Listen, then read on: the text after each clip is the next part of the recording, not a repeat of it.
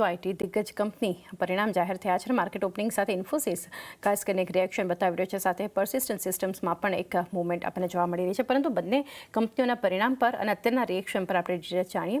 સહયોગી તૃપ્તિ કપૂરી આપણી પાસે જોડાઈ ગયા છે. તૃપ્તિ, કઈ રીતે અપડેટ આવતી દેખાઈ રહી છે? રિએક્શન શું છે કંપનીઓના? ચાની તમે સાચી જ વાત કરી. ડેફિનેટલી આજે આપણા બ્રેકિંગ સમાચાર કે હેડલાઇન્સ પણ કહી શકાય કે, અને ખાસ કરીને ઇન્ફોસિસની વાત કરું, ખૂબ જ સારા પરિણામ અને ખાસ કરીને જે એડીઆર જે 8% ઉપર હતો એનો ઇમ્પેક્ટ પણ અત્યારે આપણે જોઈ રહ્યા છે. કંપનીની સારી કમેન્ટ્રી પણ આપણને જોવા મળી, જેને કારણે કરીને એક સારું આઉટકમ જોવા મળ્યું છે. શરૂઆત આપણે ઇન્ફોસિસના રિઝલ્ટથી જ કરીએ. નફાના ફ્રન્ટ પર અગર નજર કરીએ છીએ તો QOQ ધોરણે Q1માં આપણને 20%નો ક્યાંક ને ક્યાંક ઘટાડો જોવા મળ્યો છે અને 6,368 કરોડ પર આપણને નફો આવતો જોવા મળ્યો છે. પરંતુ આવકના ફ્રન્ટ પર અગર નજર કરીએ છીએ તો ત્યાં લગભગ આપણને 3.7%નો ઉછાળો જોવા મળ્યો છે અને 39,315 કરોડ પર આપણને આવક આવતી જોવા મળી છે. પરંતુ ડોલર આવકના ફ્રન્ટ પર નજર કરશું ત્યાં પણ ખૂબ જ સારા નંબર્સ આવતા જોવા મળ્યા છે. 3.4% પર આપણને ડોલર આવક આવતી જોવા મળી છે અને $4,717 બિલિયન નો આંકડો આપણને આવતો જોવા મળ્યો છે. એબિટના ફ્રન્ટ પર નજર કરીએ ત્યાં પણ લગભગ આપણે 9%નો આપણે ઉછાળો જોઈ રહ્યા છે અને માર્જિનના ફ્રન્ટ પર નજર કરશું તો ત્યાં આપણને સારો એવો ઉછાળો છે. અનુમાનથી પણ માર્જિન સારા આવતા જોવા મળ્યા છે. એટલે 20.1%ની સામે આપણને 21.1% પર QOQ ધોરણે આપણને માર્જિન્સના નંબર્સ આવતા જોવા મળ્યા છે. પરંતુ કંપનીના સીસી આવક ગ્રોથ પર નજર કરીએ, જેનું અનુમાન 2.4% હતું, તેની સામે આપણને 3.6% પર આપણને સીસી રેવન્યુ આવક જે છે તે આપણને આવતી જોવા મળી છે. કુલ કોન્ટ્રાક્ટ વેલ્યુ પર નજર કરીએ ત્યાં આપણને થોડું મામૂલી એવું દબાણ જોવા મળ્યું છે. તે $4.5 બિલિયન આપણને ઘટીને $4.1 બિલિયન પર આવતું જોવા મળ્યું છે. પરંતુ તેના એટ્રિશન રેટ જે છે તે 12.6ની સરખામણીએ 12.7% પર રહ્યું છે. ત્યાં પણ એક મામૂલી એવો ઉછાળો આવ્યો છે અને સૌથી અગત્યની વાત છે કે કંપનીએ કર્મચારીઓની સંખ્યામાં QOQ ધોરણે આપણને ત્યાં ઘટાડો જોવા મળ્યો હતો. તે 1,908 સુધીનો હતો. પરંતુ કંપનીનું જે ગાઈડન્સ હતું તે ખૂબ જ મજબૂત આવ્યું છે, જેનું ઇમ્પેક્ટ અત્યારે આપણે માર્કેટ પર શેર્સ પર પણ જોઈ રહ્યા છે. ગાઈડન્સમાં ખાસ કરીને તેમને આવક ગ્રોથ જે છે તે તેમને વધારી છે. તેમને 1થી 3%થી વધારીને તેને 3થી 4% તેમને કરી છે.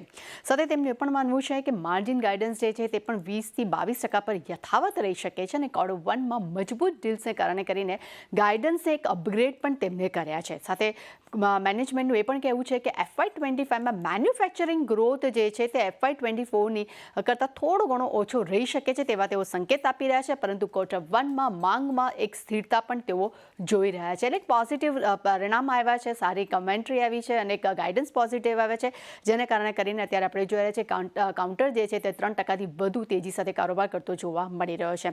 પરંતુ બીજી તરફ આઈટી કંપની બીજી કંપની પર નજર કરીએ, પર્સિસ્ટન્ટ સિસ્ટમ, પરિણામ સારા છે પરંતુ એનું નેગેટિવ ઇમ્પેક્ટ અત્યારે આપણે જોઈ રહ્યા છે. નફાના ફ્રન્ટ પર નજર કરી લઈએ તો QOQ ધોરણે લગભગ આપણને 3%નો ઘટાડો જોવા મળ્યો છે અને નફો 306.4 કરોડ પર આપણને આવતો જોવા મળ્યો છે. આવકના ફ્રન્ટ પર નજર કરીએ ત્યાં લગભગ આપણને 5.5%નો ઉછાળો જોવા મળ્યો છે. પરંતુ આવક જે છે તે 2,737 કરોડ પર આવતી જોવા મળી છે. ડોલર આવકના ગ્રોથની અગર વાત કરશું ત્યાં પણ લગભગ આપણને 5.5%નો ગ્રોથ જોવા મળ્યો છે અને $328.2 બિલિયન ની આપણને આવક QOQ ધોરણે આવતી જોવા મળી છે. એબિટના ફ્રન્ટ પર નજર કરીએ ત્યાં પણ નંબર સારા છે. 374 કરોડની સામે આપણને 383.8 કરોડના આપણને એબિટ્સ નંબર આવતા જોવા મળ્યા છે અને માર્જિનના ફ્રન્ટ પર નજર કરીએ મામૂલી એવું દબાણ છે. 14.5%થી ઘટીને આપણને 14% પર માર્જિન્સ આવતા જોવા મળ્યા છે.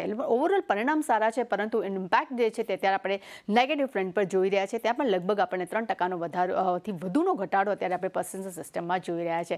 એટલે જોઈશું ચાંદની જ આખો દિવસ આ માર્કેટમાં બંને શેર્સ કેવી મુવમેન્ટ આપે છે. તો ખાસ કરીને બંને કાઉન્ટર્સ સમગ્ર દિવસ આપણે ફોકસમાં રાખવાના છે. તૃપ્તિ, આભાર આપનો આ સમગ્ર માહિતી માટે.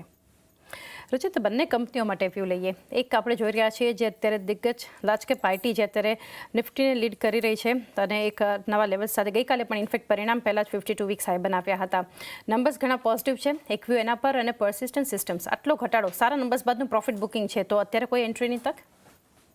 વેલ, ઇન્ફોસિસની શરૂઆત કરી, સ્ટોક ઓલરેડી એક અપટ્રેન્ડમાં છે. આપણે શોની શરૂઆતમાં પણ વાત કરી કે આઈટીના જે હેવીવેટ છે એમાં હમણાં કંઈ ના કંઈક સારા બાઇંગ ઇન્ટરેસ્ટ જોવા મળી રહ્યું છે. એટલે લાંબા સમયના અંડર પરફોર્મન્સની બાદ પણ અહીંયા બાય એન્ડ ડિપ્સની રણનીતિ રાખવાની સલાહ રહેશે. જે 1730-1750 આ એક પ્રીવિયસ બ્રેકઆઉટ લેવલ રહેશે હતા, જે હમણાં કોઈ પણ ડિપમાં સપોર્ટ બનશે. તો મારાથી 1730-1750ની રેન્જમાં ઇન્ફોસિસ આવે તો ત્યાં ફ્રેશ બાઇંગ સ્ટોકમાં કરી શકાય છે, જે સપોર્ટ રહેશે. પર્સિસ્ટન્ટ આઈ થિંક હું એક્સપેક્ટ કરી રહ્યો હતો કે અહીંયા જે ગઈકાલની ક્લોઝિંગ હતી ઘણી સ્ટ્રોંગ હતી, એટલે અપ ટ્રેન્ડ કન્ટિન્યુ રહેશે. પણ આઈ થિંક આજે નંબર્સની બાદ નું થોડુંક ડિસઅપોઇન્ટમેન્ટ છે અને અહીંયા નેગેટિવ ક્રોસ ઓવર્સ પણ છે. સો હું અહીંયા હાલ ફિલહાલ વેટ એન્ડ વોચ કરવાની સલાહ આપીશ. જે ઇમિડિયેટ સપોર્ટ 20 દિવસના એક્સપોનેન્શિયલ મૂવિંગ એવરેજ હમણાં આવશે એ 4,480 ની આસપાસ છે. તો વેધર એ લેવલ ઇન્ટેક્ટ રાખે છે કે સપોર્ટ ત્યાંથી બાઉન્સ બેક આવે છે કે જોઈને પછી જ એનો ફ્રેશ ડિસિઝન લેવા જોઈએ. Otherwise persistent I would tend to avoid more. Okay, તો પરસિસ્ટન્ટ એક